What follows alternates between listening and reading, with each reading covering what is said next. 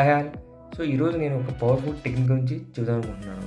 అదేంటంటే మనకు సపోజ్ మనం చాలా వరకు మనం అన్‌ఫోకస్డ్‌గా ఉంటాం అనమాట. అంటే ప్రజెంట్ మూమెంట్‌లో ఉండకుండా అన్‌కాన్షియస్‌గా నెగెటివ్ థింకింగ్ అని వర్రీలో బాధపడుతూ ఉంటాం. యాంగ్జైటీలో ఉంటాం.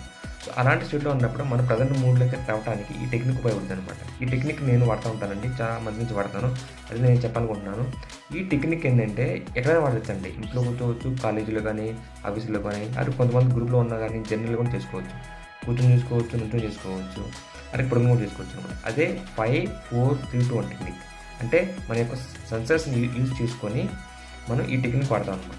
సో ఈ టెక్నిక్ ముందు ఏంటంటే మనం first of all breathe in breathe out తీసుకొని సో మన చుట్టూ చూస్తూ 5 థింగ్స్ మనం చూసి చెప్పాలన్నమాట. ఎస్, నాకు ల్యాప్టాప్ ఉంది, ఇది ఉందని 5 థింగ్స్ చెప్పాలన్నమాట, కౌంట్ చేయాలి. అలాగే 4 థింగ్స్ ఏంటంటే మనం ఫీల్ అవ్వాలన్నమాట. సో కొంచెం ఫీల్ షర్ట్ కానీ లేకపోతే ఏదైనా కానీ 4 థింగ్స్. 3 థింగ్స్ ఏంటంటే సౌండ్స్ వినాలన్నమాట. 3 థింగ్స్. 2 థింగ్స్ స్మెల్ చేయాలి. 1 థింగ్ టేస్ట్ అనమాట.